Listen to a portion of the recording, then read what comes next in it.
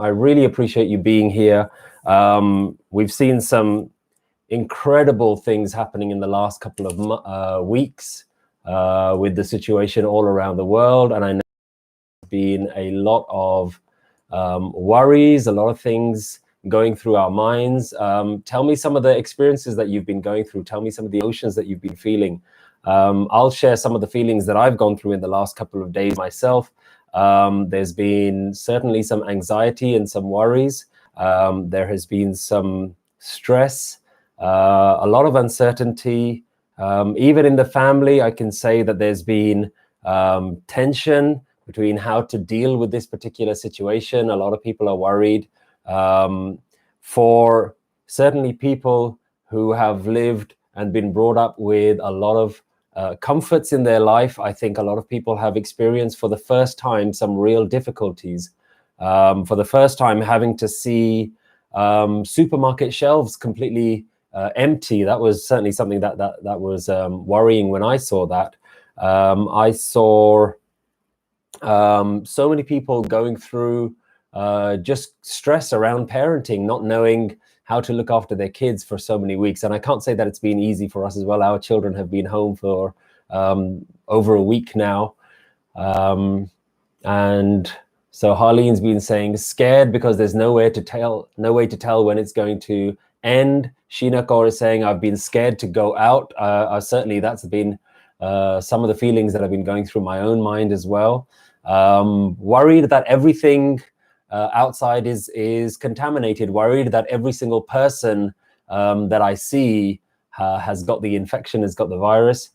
Worried about people, Nakshi Kohli saying people taking advantage of the pandemic and selling stuff at extra prices. That's been something that's been very interesting to see how people have reacted. Akshay Gill, my single mom is a nurse and so worried about her. Of course, we now really begin to appreciate the amazing work that some people do, that we just have only now begun to realize the work of the medical professionals, the work of delivery drivers. I was so appreciative of just the postman keep coming and every day delivering our mail. So many different things that people have been worried about. Baljeet Bilku, hello from Canada. Jag, we can see you clearly. Joining from Redbridge in London. It's so great to have you guys. Navpreet Kaur from California. Good to see you. So there are so many questions that we are going through right now. There are so many experiences, and it becomes quite difficult to know, how do we actually deal with this stuff? How do we try and understand why this is happening? That's one of the biggest questions that I think people are facing right now, is why is this happening? Why are so many people, innocent people, suffering?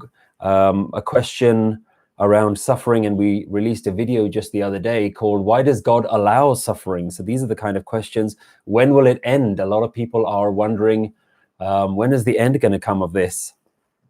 And so when we come to a scenario like this, a question around why is this happening? So I want to spend a little bit of time today going over, how do we reconcile some of the questions that we're experiencing?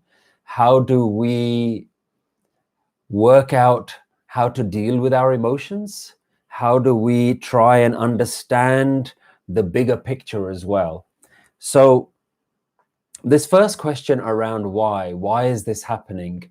And I think why is one of those things that becomes almost impossible to answer, because when we try and think about the oneness, when we try and think about God or the universe, one of the big things that always comes up is, why is it that there is some decision maker up there that is deciding to bring suffering into the world? Why is there this oneness or God or universe?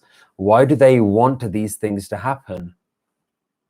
So the why becomes a very difficult question to answer. And the only way that I can reconcile this is that of all the things that we think we know about the universe, of all the things that we think we know about this oneness, the why is the only thing that can never be answered.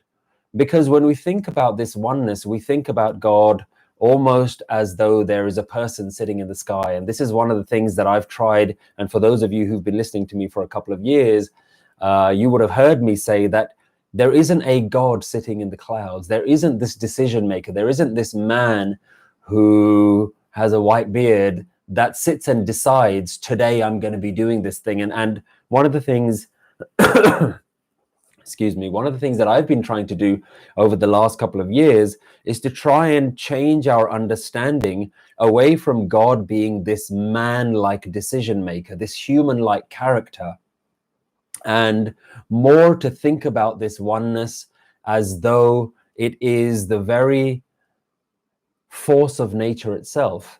Why does a storm appear? Why do rain clouds appear? Why sometimes do we have good weather and bad weather? Now, scientists might be able to explain that in a very simple way when it talks about the pressure and air pressure and different currents moving through the air. But to me, all that does is that answers the how. How do these things happen? But why it happens almost becomes a question that is almost impossible to answer. And the way when we look at Gurbani, for example, let's look at one of the most important shabads and verses within the Japji Sahib, which is all around hukam. Hukam, I think that verse, which is so important, so integral to way Guru Nanak Dev Ji taught us how to think about these things, is that we need to understand the universe as this unfolding. We need to understand the universe as a way that things are happening without trying to work out why or how they happen, but really just to become aware of how the universe is functioning. So if we look at Japji Sahib, for example, Guruji saying, Hukmi hovan akar, hukam na kahiya jaye. Hukam na kahiya jaye is such an important line. You cannot explain why the universe is the way it is. And I think that's a very important way to understand.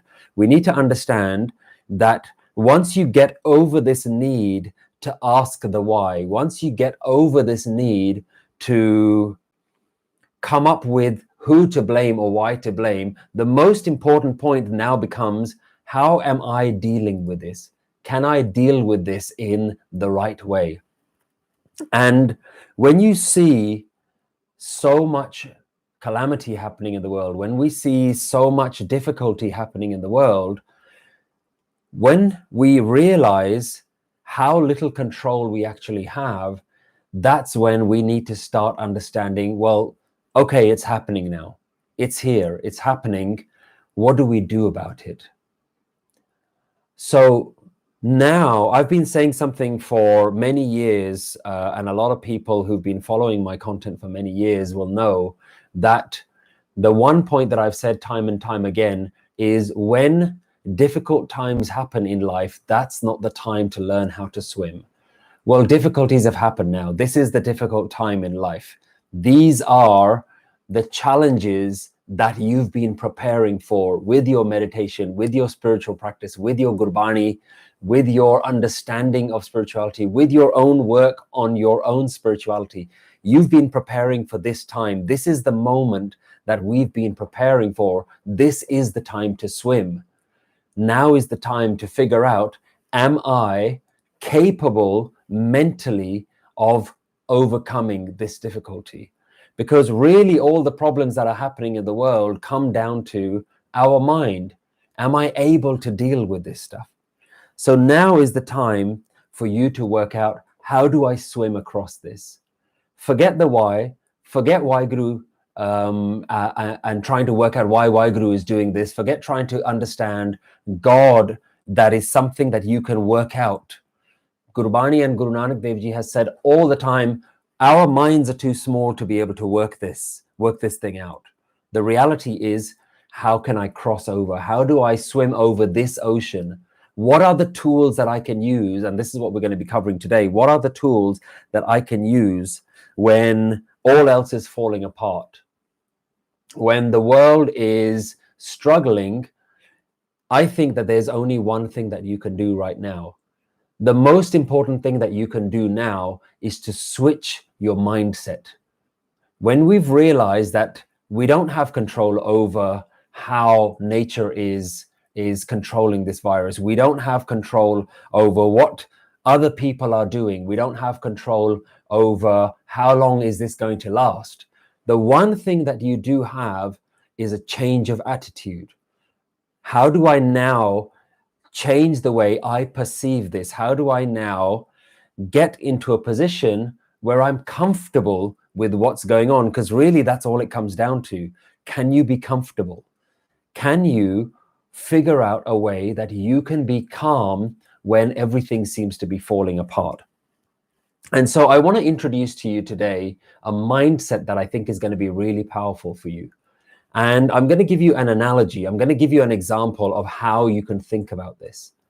Now, the example that I want to use is, imagine the scenario of having a car to drive.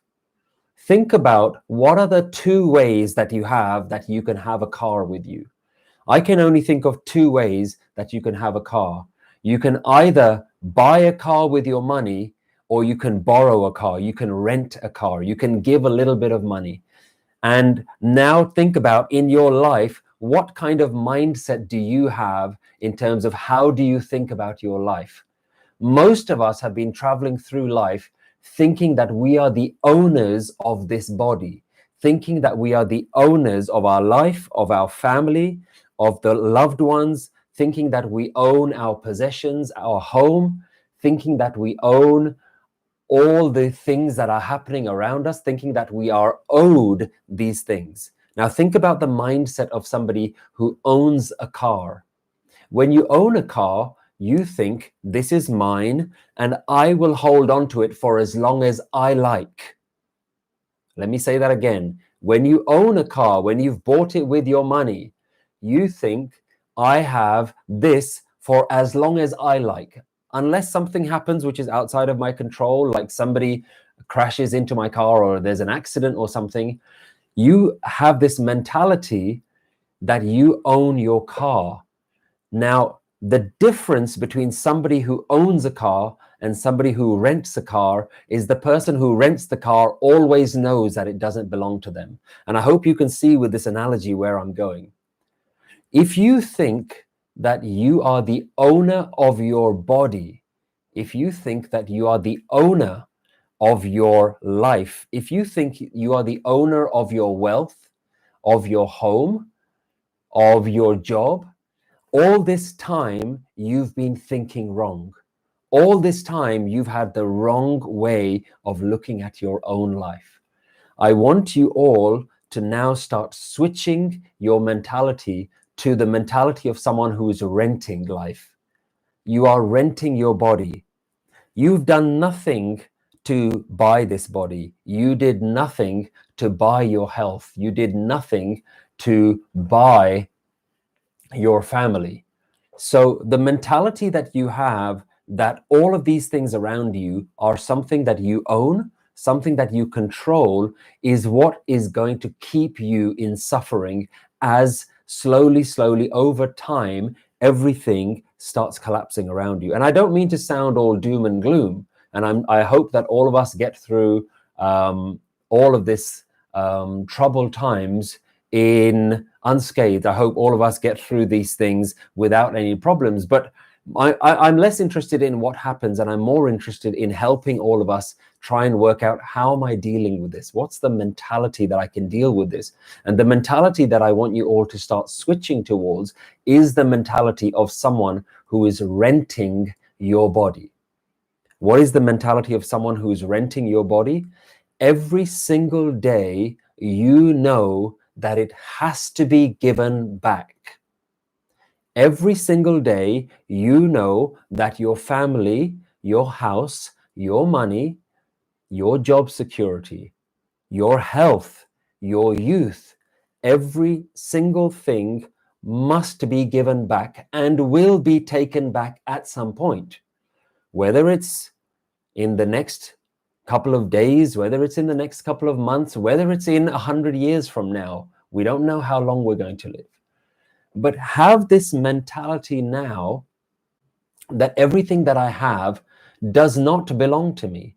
My mind, my thoughts, my physical health, my physical body, all of these things belong to the oneness from which it came from. Everything that we have doesn't belong to us, and you need to start getting comfortable with this idea every day of practicing this mindset that Gurbani has been telling you from day one. Now, the question is, how do I make that switch? How do I actually start to think in this way? And this is where we need to start understanding how to access Gurbani, how to use the Guru's message, how to use the Guru's words. The Guru's message is something that you are meant to use as a personal affirmation every day, several times a day. And in the ideal scenario, you need to be remembering this Guru's message 24 hours a day. And we have not been accessing Gurbani in that way. We've been comfortable with the idea that as long as I play Gurbani on the radio in the background, then somehow it works like magic words, and somehow it's just going to have some magic impact on me and I'm going to be okay. We've been using Gurbani as a way that as long as I read these Banis, then the act of reading the Bani means that there is God sitting up there in the clouds and God will protect me. And here are some of the questions that we're getting coming through is, if I read lots of Gurbani, am I going to be protected? Am I going to be okay? And Gurbani does say that the ones who meditate, they are protected, but they're not protected in a way that you think. They're not protected in the way that they're immune from this virus. They're not protected in a way that they're immune from health problems, from troubles, from suffering and troubles in their life. Because let's go back to this Shabad in Gurbani. Hukam likh dukh sukh paiye. Gurbani says very clearly that through this natural flow that the Guru calls hukum, some people call it the natural order, God's order, the universal command. That universal command is writing the story of life. That universal command is responsible for all the exchanges that we experience in our life, all the people that we interact with, all the circumstances that we get into, all the things that happen in our life. This universe is doing that for us, but you can't explain why. Hukam na kahe aa jaye. Let's be clear about that. So Gurbani makes it very clear, the Gurus have been telling us all along that those who meditate are protected, but that does not mean that these difficult times are not going to come, and we're all experiencing those difficult times. It doesn't mean that we're protected physically, but what it does mean is that if you continue to keep your mind on this oneness, you are protected mentally. Your mind will not suffer. And really, this is what it comes down to, is are you able to go through this and see the difficult times ahead without suffering? And the way to do that is to use Gurbani on a daily basis and access the Gurbani in a way that makes you understand it. So those of us who've been reading Gurbani and not understanding it may not be in a mentally stable place right now. Those of us who've been listening to Gurbani may not be in a mental stability if they haven't understood what's happening. Those of us who have never accessed Gurbani, who've been listening to lectures for years, who've been following spiritual practices for years, but haven't actually understood that your actions on your spiritual practice alone isn't enough. Spirituality is about changing the way you experience life. Spirituality is making a difference with how you understand yourself. So now is the time. And what I want all of us to do is every day, please start reading Gurbani in whatever language you understand so that you can take the meaning of that Gurbani. Every day, start reading any Gurbani. Read Japji Sahib, but make sure you're reading the meaning so you understand it. Read Salok Malanova so you understand it. Read Sukhmani Sahib so you understand what it's saying. Read Anand Sahib.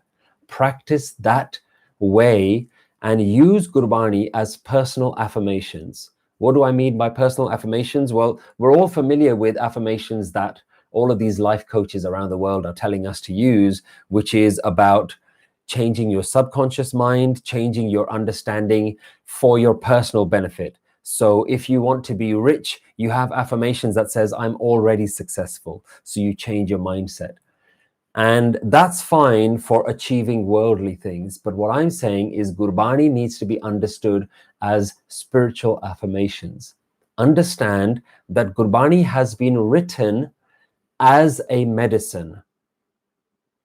I want you to understand this. Let's look at some of these lines in Gurbani that are circulating around the internet now, and everyone is saying these lines to help us deal with life. One of the lines that I keep seeing people sharing is Sarab Rog Ka Aukhad Naam.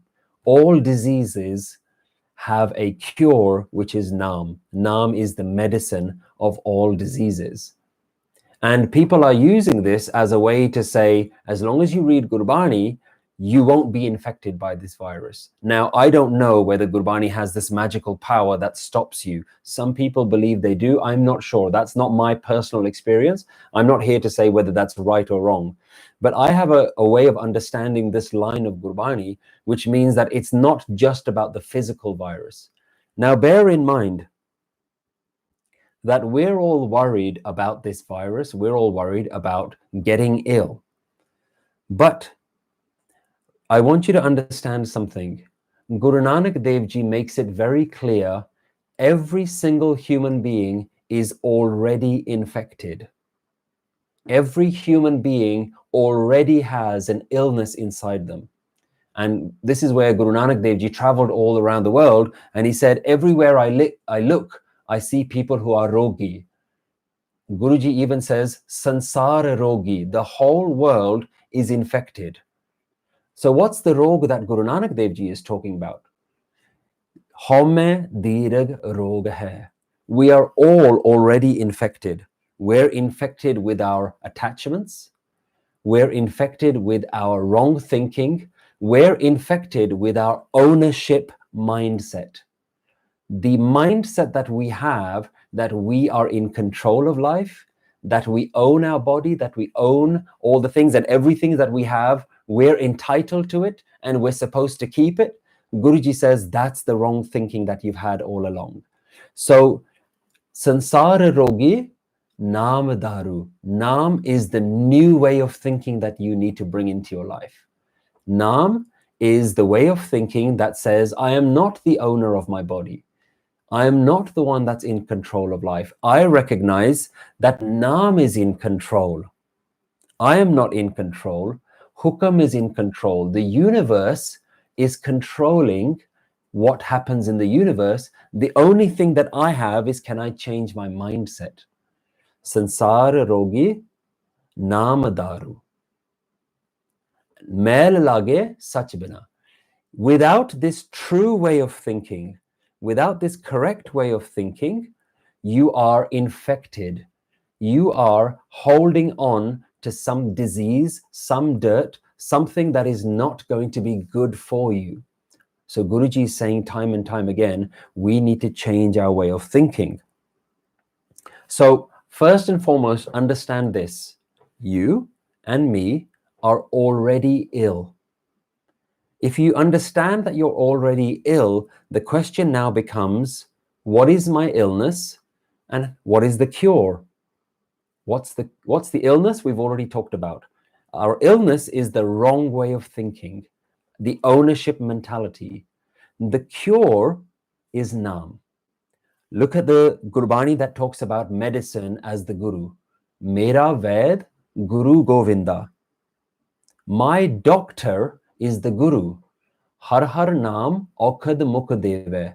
And what is the medicine that this doctor gives? The Guru gives the medicine of Naam that I place on my tongue. Guru gives the medicine That is the transformation of how I think. Remember, what does Naam mean? I always say that in the process of Naam Simran, of Naam meditation, there are two stages. Guruji gives us two ways to practice Naam. The step one, and then what does it lead to? Step two. Step one of Naam is total surrender. Step one of Naam is to surrender and to bow down and say, I bow down to your greatness. I see that you're in control of everything, which is step one, which is Namo. Nam, step one is Namo. I bow to you. I bow to you. I'm a sacrifice to you. I am nothing. I own nothing. There is no part of me that has any control. Akhan jor, chupai na jor. Jor na mangan den na jor. Japji Sahib is full of this. And this is where if we follow the idea of daily consuming this medicine, daily picking up this medicine and to use it as a way to change our mind, then we will have this mindset and we'll be able to deal with this. Naam is the medicine. So step one is, how do I change my mindset from I am important to you are important? The universe is the one. I bow down to the universe. The universe has always been in control. Namo, step one. But from Namo, you keep doing that and it becomes eventually, Naam goes from Namo to Name. There is no me. There is no me. And this is something that is difficult to understand, difficult to initially process, but the more Gurbani that you consume, the more that you practice what the Guru is teaching, and today we're going to do a little bit of guided meditation as well, the more we practice this, the more you will begin to experience that I am not me. Naam means that this body that I've called me was never me. Where does this body come from? I didn't make this body. Where does the life energy inside my body come from? I didn't infuse life into myself. Life is something that was given, and the body was also given. So when we think that this is me, where is that thinking coming from? How do we take this idea that I am into you are? It is this practice of changing and molding the mind. If we understand Gurbani as a daily medicine to our illness is I am, I exist. Haumai dirag rog hai. The biggest disease that you and me have is myself. Haumai. I am the biggest problem. I'm the reason why I'm not able to understand and connect and experience with this wisdom of oneness. So Naam is constantly shaping and molding your mind. When we look at the stages of spiritual awakening that Guru Nanak Dev Ji describes in the Japji Sahib, the third stage is called Saram Khand. When we look at the 5 Khands, Taram Khand, the first one, Gyan Khand. Taram Khand is you are born into this world and you follow the rules of the world. Gyan Khand is that you begin to open your mind to spiritual understanding. And Saram Khand is where your mind begins to start getting molded. You have to change how you think before you can move on to Karam Khand, where you lose your sense of self and you connect and you merge with Sachkhand, you merge with the oneness where there is no you or me, there is only that one. So Saram Khand is this stage where you've been listening to spiritual lectures for a while, you've been understanding, you've been going to your spiritual practices, you've been meditating at home, you've been learning and reading about it. Now's the time for it to mold, for you to change your definition of yourself. You need to think in a different way. And Gurbani needs to be accessed on a daily basis. You must access Gurbani on a daily basis because this Bani is not to be treated as a textbook. And I think too many people have been doing that. They've been treating Guru Granth Sahib Ji as though it is a manual with information. But it's not a manual with information. Guru Granth Sahib is not an information text. Guru Granth Sahib is an actual medicine the Shabad, the Guru, is the actual medicine. The more you take it, the more you are protecting yourself against the illness, against the virus of yourself. Haumai, you are the illness. Your wrong thinking is the illness. So you have to use Gurbani to mold and cure yourself of this illness. So I want people to start accessing Gurbani on a daily basis, but in a way that you understand it. Make sure that you're understanding Gurbani, reading Bani on a daily basis, because this wisdom has been written as a daily medicine. As you take it, your mind will start changing. Your understanding of yourself will start changing, where you start to daily reaffirm through spiritual affirmations, oh, none of this was actually mine. This body was really not actually mine. And once you can start moving into that way of thinking, what happens is your attachments towards your body, your attachments towards your family, attachments towards your loved one, attachments towards your comforts start to fade away. And I'm not saying it's going to be easy. I'm not saying it's an overnight process. It is a slow process, but it is something that the Guru actually does for you.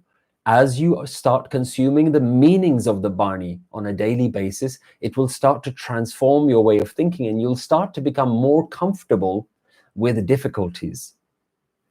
So there's a Shabad that I think is really important in this time that I'd like us to go through. It's just 2 lines, and I think it really makes a difference. There's a line in Gurbani that says, Je sukh de ta tujhe aradi. In times of happiness, when I'm living a comfortable life, have I had the mentality to thank and appreciate all of my comforts? Now, I can say, even for myself, going through just this last week of self-isolation, of staying at home, we're in lockdown here in the UK, no one's able to go outside anymore. Just for 1 week, of not being able to go to the supermarket and get whatever food we want and worrying whether the food that we need is going to be there, just in this 1 week, I've really begun to appreciate how comfortable my life really was and how much I took it for granted that every day I have health. Every day I have food on the table. Every day I open the fridge and it's just full of stuff. And if it isn't full of stuff, I have enough money in my wallet that I can buy whatever I need to. I can just jump in the car and go to the supermarket anytime. And when all those things have slowly been taken away from us, I've now been really appreciative of every minute, saying thank you. Wow, I've had it so comfortable all this time, and I never understood. I never appreciated how comfortable my life was, how much wealth the Guru was giving me. And we see this in Reras. For those of you who are familiar, one of the opening lines is Dukh daru sukh rog paya ja sukh tam na hoy. Only in difficult times do you begin to appreciate how much you have. And that's why suffering is actually very useful on the spiritual path. The Guru is saying suffering is really good for you. It's your medicine. Suffering is the way that you recognize that you have had it good for such a long time. It makes you step back from just enjoying the comfort to realizing, where did these comforts come from? I'm so appreciative of them. And in sukh is the disease, because in happiness, you forget all of these things. In happiness, you don't think in this way. So this line is really important. Je sukh deta tujhe aradi. In times of happiness, be appreciative, meditate on the oneness, and realize that these gifts are actually gifts. Life is actually a gift. Health is actually a gift. Your family, your wealth, your money, your house, all these things that we've been taking for granted, appreciate them. In good times, appreciate them. Je sukh de ta tujhe aradi, dukh bhi tujhe tyai. And in difficult times, remember the oneness. Remember the oneness in good times and in difficult times, in times of suffering. Je pukh de ta it hi raja. Even if you are hungry, in that time, can you be satisfied? The spiritual mindset of this Shabad is so high that we can't even understand it, that if our stomach is empty and if we don't have food in the fridge, can you be comfortable? And all it comes down to is my mind going to be able to deal with this? Am I going to be able to think in a different way? Is my experience of life going to be attached to my comforts, attached to my aliveness, attached to my body, or is it going to be detached? Je pukh de ta itahi raja. Guruji saying, in good times, the spiritual mindset is saying, I'm happy. And in bad times, even in hunger, I'm going to be remembering you, because dukh vich sukh manai. In difficult times, I'm going to be happy because I've been preparing myself all this time. I've been learning how to swim in comfortable times so that when difficult waters come, I'm able to swim across. So this is a way that we need to start understanding and consuming Gurbani, trying to understand that even in good times and bad times, which are out of our control, can we have this mindset of letting go? Let it all go. Become comfortable that you never owned your body in the first place. Become comfortable with the mindset that this body has to be given back.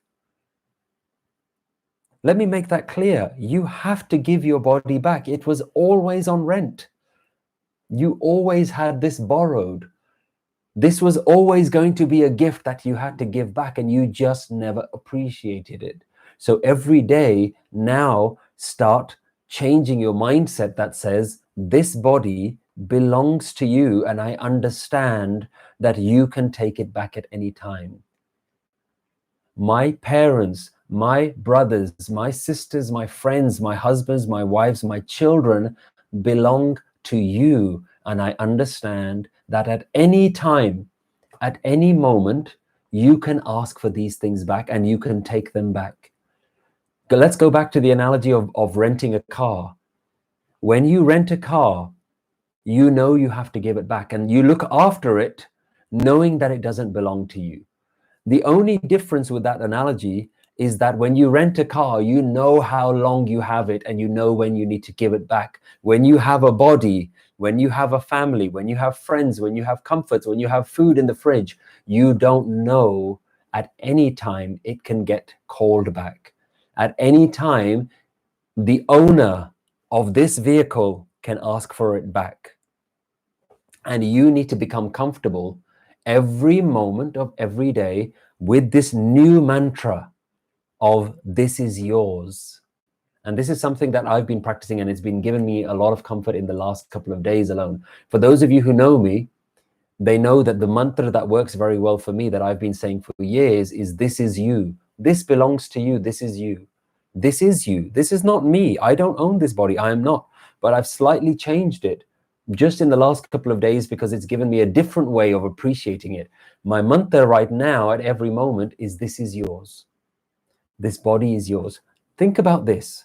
If you thought you owned your body, you have never been able to control what your body does. You don't know when you're going to catch a cold. You don't know when you're going to be having some pain in some part of your body. You've never been in control of that. You've never been in control of how tall your body grows. You've never been in control of how fit your bones and your organs are. You can eat well, you can look after your body, but you don't know what's going to happen at any point. The universe is really the owner of this body. And I want you to think about this. We own absolutely nothing.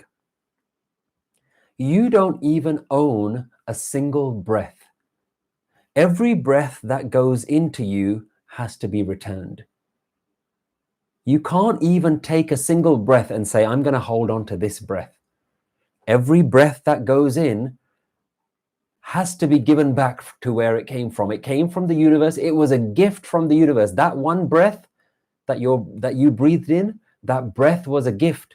And even that breath had to be given back. So even if a single breath you cannot own, what do you think you own?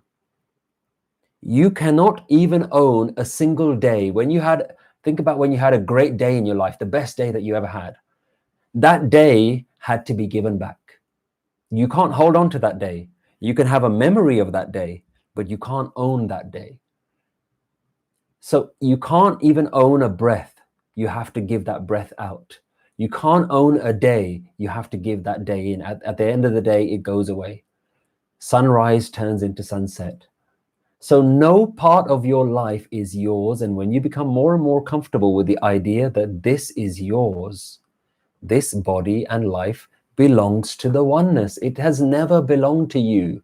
And this is what is so amazing about Gurbani. And every day that you read and you consume Gurbani and you become comfortable using mantra of Gurbani, using the words of Gurbani, the Shabad, as your way to mold your thinking, you become more and more comfortable with this idea that everything must go.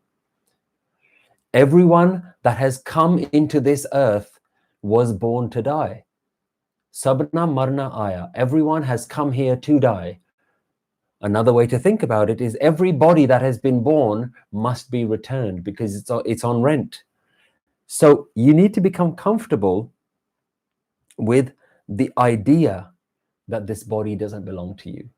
And I want you today, and that's the message that I want to share with all of you guys, and I hope you're appreciating that you can very easily and quickly start to shift your mindset right now, starting now, using this spiritual wisdom of renting every part of your life. Even your breath is on loan. Even your body is on loan. Even your family, your husband, your wife, your children, your parents, your brothers, your sisters, they're all on loan. Nothing is yours. And at any point, these things can be given back. So I want you to hopefully start to change how you're interacting with Barney and see how overnight, quickly, you can start to change your practices so that slowly you can start to mold your thinking. I want us, before we go into our guided meditation, to start thinking, to start looking at some questions. I know that you've had a lot of questions coming in. There have been so many people joining us today, and for those of you on Instagram, on Facebook, who were able to send in your questions, thank you so much for sending those questions in. Let's see some of the questions that have come in. One question is, why is God allowing the virus to sweep the world? Why is God allowing thousands of innocent people to be killed? And we started today's session looking at this question. The why cannot be answered. That's the one question that cannot be answered. Why does it happen? It's like asking, why does it have to rain today? Why does a storm have to come today? And the short answer is that there isn't a way for man to know the way that the universe thinks. If you think about God as this big oneness, we don't have the capacity to understand why.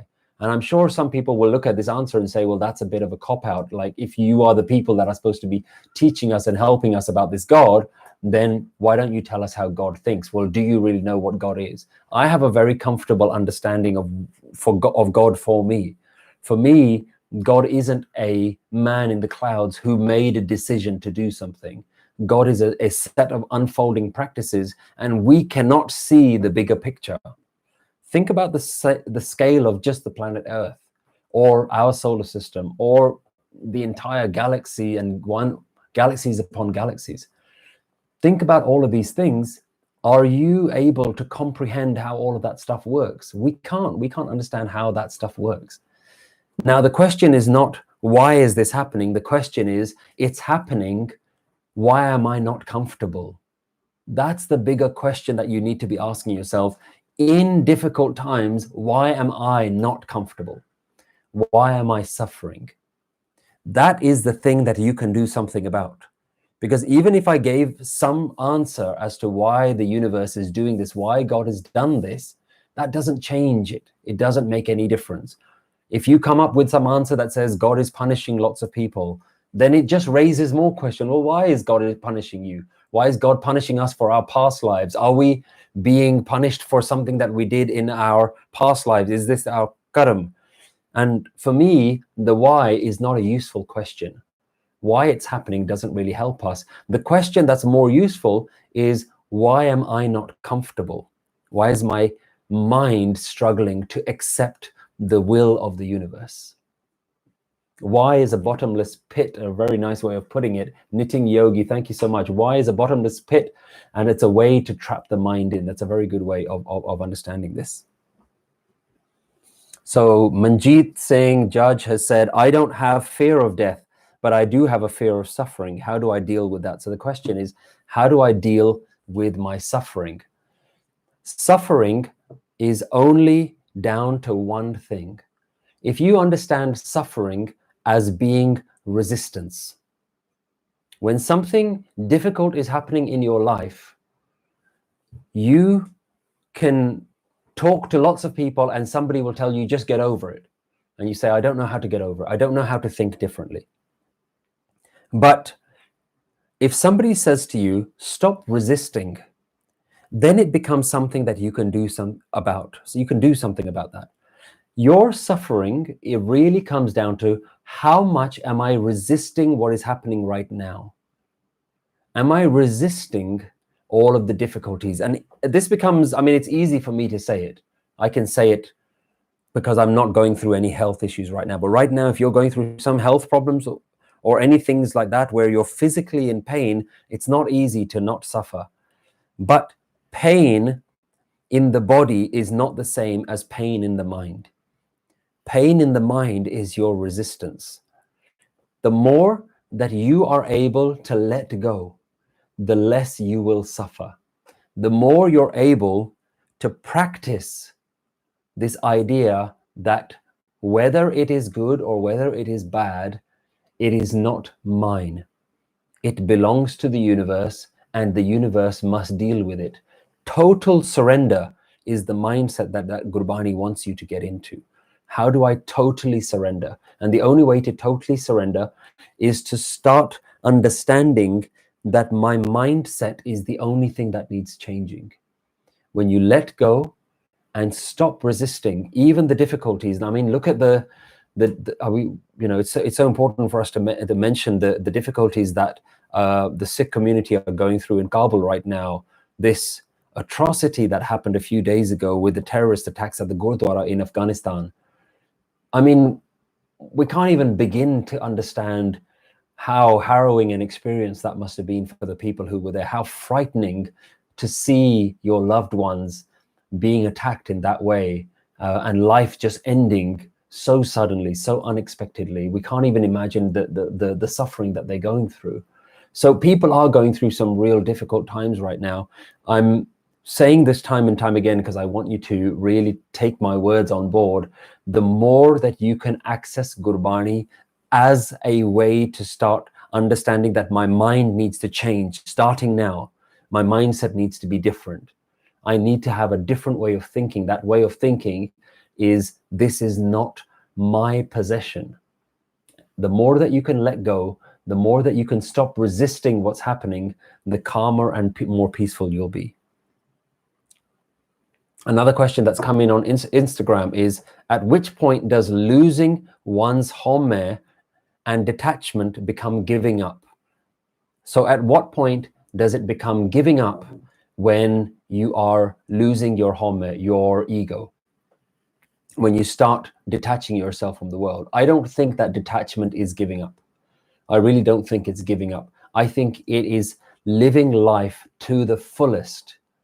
I think letting go is the enjoyment that you will really have of life when you start to let go. And it's, imagine the way to think about this is being on holiday. Imagine you are enjoying this glorious weather. You're sitting on a beautiful beach somewhere, and you're sitting in some amazing hotel, and you have a lot of comforts in the world. Imagine all of those things. You know that those things are not forever. Those things are not going to last. I'm getting a countdown on Instagram, so I suspect that we've been on here for an hour. So those of you on Instagram, if you get cut off, I will join us right back at any moment. So if it does get cut off, please forgive me, go back into Instagram and try and log back on again. For those of you who are watching this video on some of the other platforms, we keep your questions coming in. We're going to be going through a live meditation in just a moment. I will try to get the folks on Instagram back online as well, because I think Instagram has a 60-minute time limit. So I'll just try and get those folks on Instagram back on again.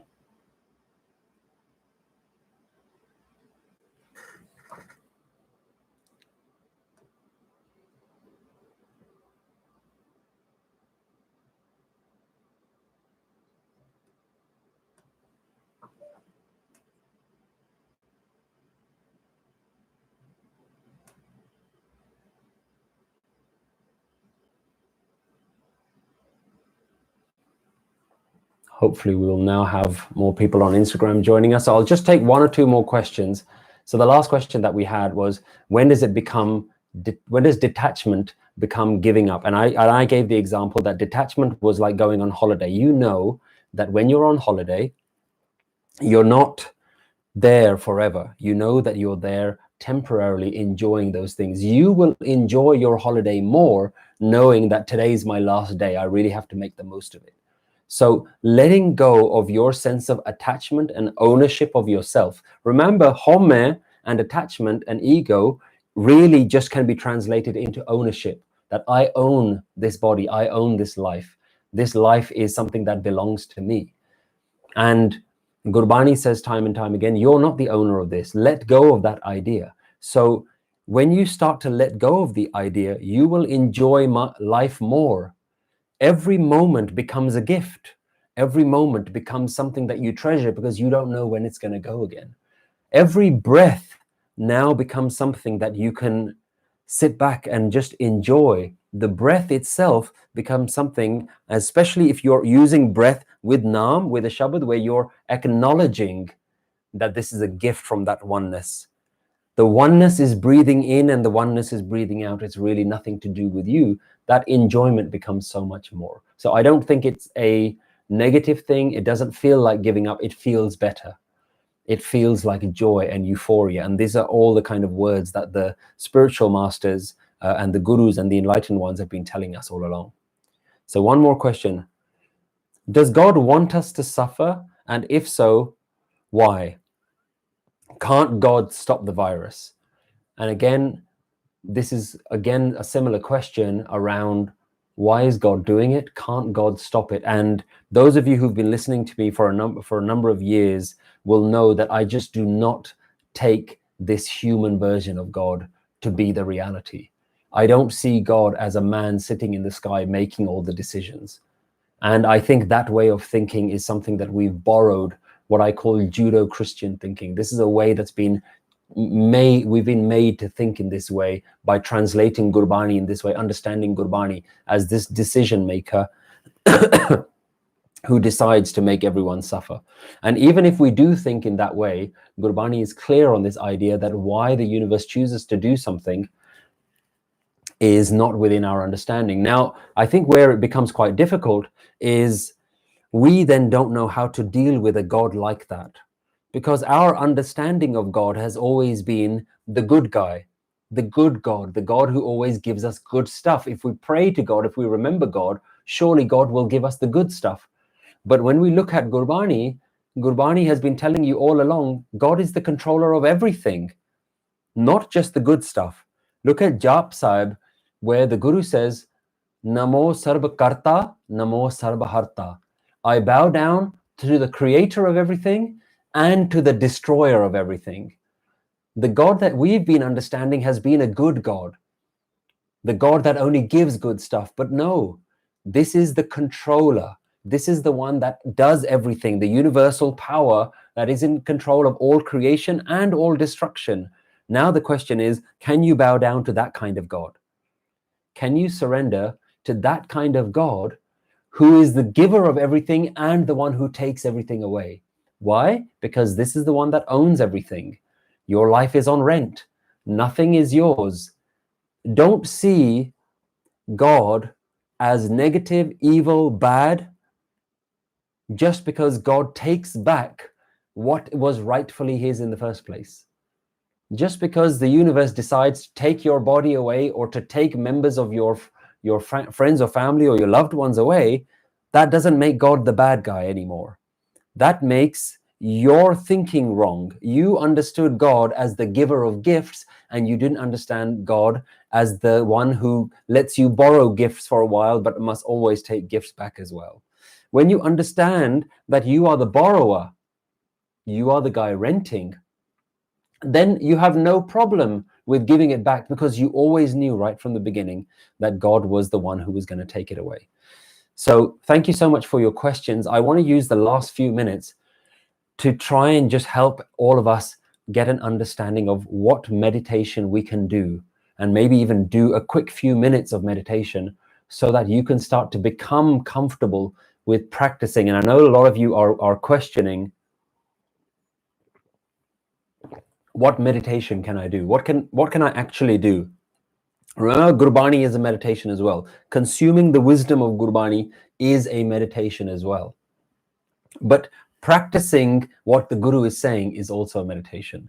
So in the last few minutes, for those of you who are willing, please feel free to just find a space where you can sit down for a couple of moments and try to follow a guided meditation that I want to do just for a couple of minutes to help you understand where you've been looking at life in slightly the wrong way, and where a daily practice can help change that.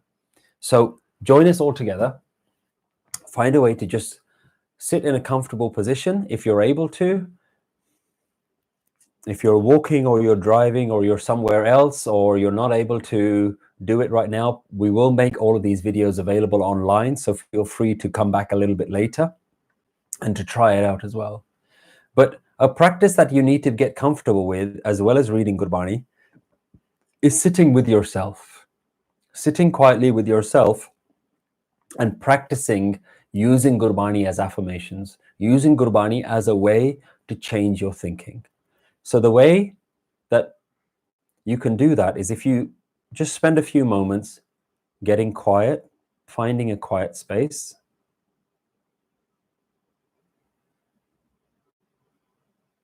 and slowing your breathing down. And join us, please, if you can, sit down with us and join us as well.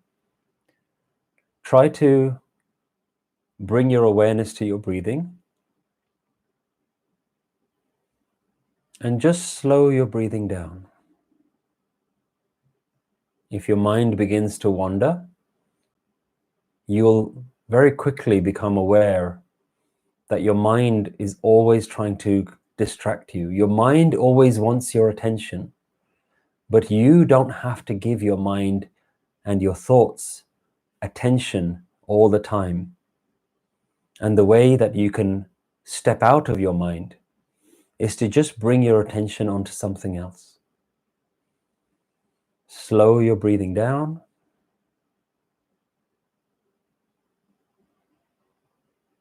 And keep your awareness on what your breath feels like.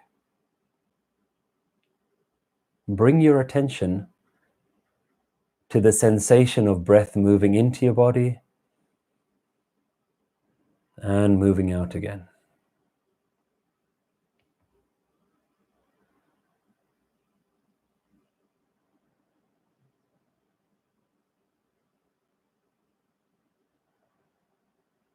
Try to slow your breathing down.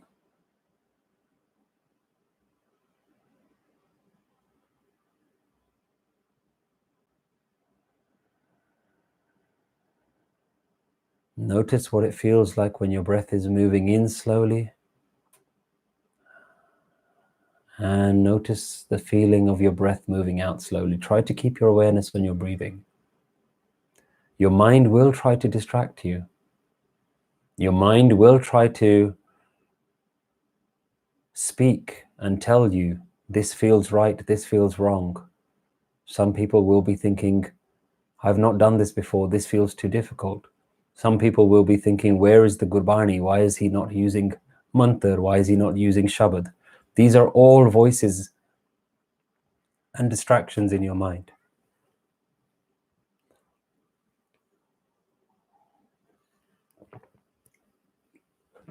Slow your breathing down.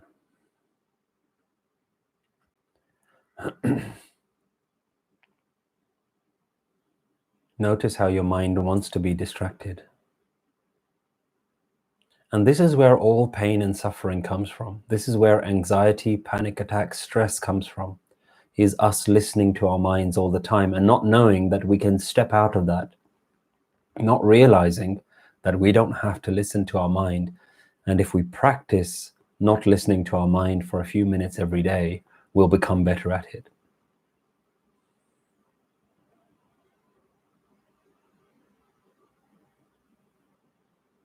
Think about your body right now.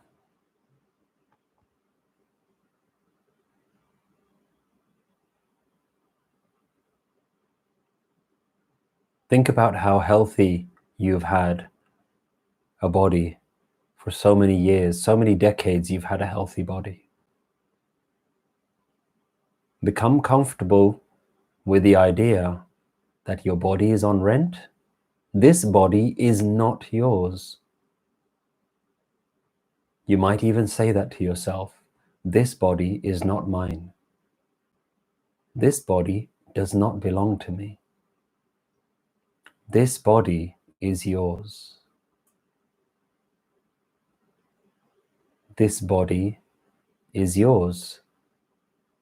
The you that is the creator of the universe, the yours, the giver, the provider, the sustainer of all life, the creator of all bodies, the destroyer of all bodies, the creator of the sun and the moon, the energy of the universe that is inside of us and all around us.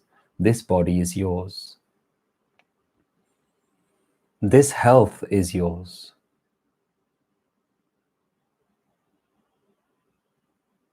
These possessions are yours. Notice that we mustn't use the word my body, my health, because as long as you say it's my body, then you think that you are the owner and that you have to reluctantly give it away. What we're saying is not my body belongs to the oneness, my body belongs to Waheguru or God. We're saying, no, this body is yours. This house that I'm in is yours. The family that I thought was mine is yours. All must be given away. All of it will one day, sooner or later, be given away. This is yours, and this is you. This is who you are. This oneness, this God, this Waheguru, Paramatma, Allah, Ram, this is you. You are this body. You are the sun. You are the moon. You are the life of all of the universe, and you are beyond all of creation as well. You are my family. When I look at my family, I'm seeing you. We hear in Anand Sahib, "E vis sansar tum dekhde, e har ka roop hai, har roop nadri aaya." The world that I can see is the form of God. This is what God looks like. God looks like you, and God looks like me. God looks like the sky and the earth and the birds and the trees and all the wonderful life forms. This is what God looks like. And God is the power behind it all, the oneness behind it all. The power that has created it all, and the power that will take it all away sooner or later.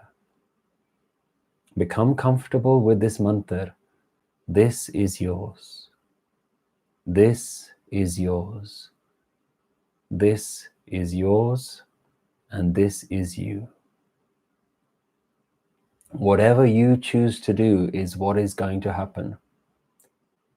Jo jo tera hukam, tive tyun hovna. Whatever you do, whatever you want to do, whatever is your command, that is what will happen.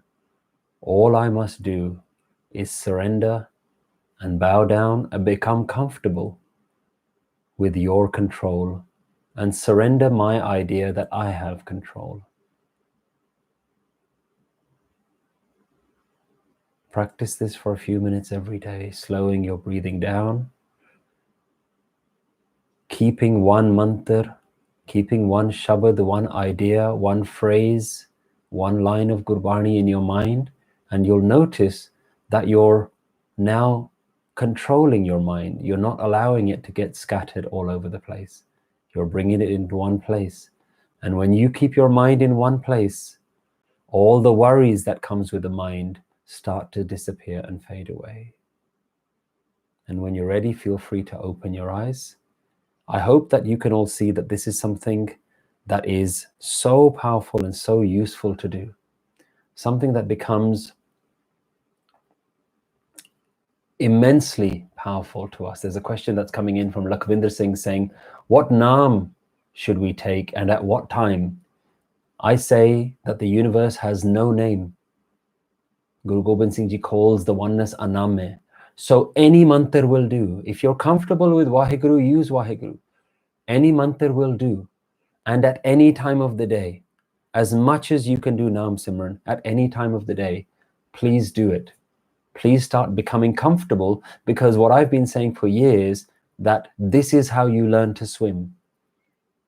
When times are difficult, you need to become comfortable. When you're getting into rough waters, you need to be comfortable in knowing how to swim. It's not too late. Anytime, any moment, you can start learning how to swim. This is the time to start becoming better at how your mind has understood your life. So those of you who've been listening to my talks for such a long time, I'm so appreciative of you guys. I'm so appreciative that you have found comfort in the work that we do here at Nanak Naam. I'm so appreciative of all the donations that we receive. During these next couple of months, I've decided that we're not going to be asking for any more donations, because it's a difficult time. People aren't working, people aren't earning money right now, so we're not going to be putting out lots of messages asking for donations, but we are going to be kept going by your donations. So I'm very thankful, and I just want to take this moment to say thank you to the people who continue to support us on a regular basis, because your regular donations are the ones that are going to keep us going. We're going to still carry on as long as you guys give us that support. So I want to say thank you to all those people. So many people have been listening to us for years, and when I talk about meditation, they say, how do we meditate? And they're not aware that we have on our YouTube channel over 10, 12 guided meditations. Go on YouTube at any time and type in Nanak Naam guided meditations, and you will see that we have many meditations that are designed for you to listen to. Some of them are short, around 15 minutes long. Some of them are longer, around 35 minutes. We even have 60-minute meditations, guided meditations. Go on YouTube today and you'll find Nanak Naam guided meditations. And I'm also looking forward to a new track that we have worked with by Hajara Singh from Scotland and Dharam Seva Records. They've got a new meditation track, a Simran track that is coming out, Waheguru Simran, that is coming out on Thursday, the 2nd of April. So I've been working with by Hajara Singh and Dharam Seva Records. Go have a look at those channels on social media. Please follow by Hajara Singh from Scotland and follow Dharam Seva Records, and you will see announcements of this new track that has been designed specifically to help you meditate better and understand the message of oneness. So understand what your meditation is trying to do as well. Thank you so much for joining us, guys. I'm so pleased that we've had people from all over the world who could join us today. Please send us your ideas for more things that you would like us to do. Would you like more guided meditations? Would you like me to do more live Q&As? Please let us know what you would like us to do. Send us some messages. I apologize that we receive so many messages that we're not able to answer a lot of your queries. We get a lot of personal messages. I'm really thankful for the messages of support that you guys give us, but it becomes very difficult for us to answer every single one individually. We will try to get through all of your messages and comments, but please do keep sending us. We do read everything. So if you have some ideas about whether you would like to have more guided meditations, more live sessions, do you want me to do weekly sessions, daily sessions, please let me know. And then we'll try and accommodate as much as we can. So thank you to everyone on Instagram for joining us, and I apologize that you had to stop halfway through. But I'm so glad that most of you came and were able to join us. So at this point, I will end the feed on Instagram. Thank you to everyone on YouTube for joining us. And I know some of you guys were waiting right at the beginning while we were having difficulties getting on some of the other platforms as well. Thank you so much for all of your comments that have come in, and thank you to everyone on Facebook as well. I'm so appreciative of all the times that you've spent consuming our content. If there's anything that you've liked about today's session, please remember to press share. Please press share on this video so that more people can watch it. Even after it's gone, people will be able to access it online as well. So thank you so much, and I hope that you can join us again next time, and I hope to be able to serve you guys as well. Waheguru Ji Ka Khalsa, Waheguru Ji Ki Fateh.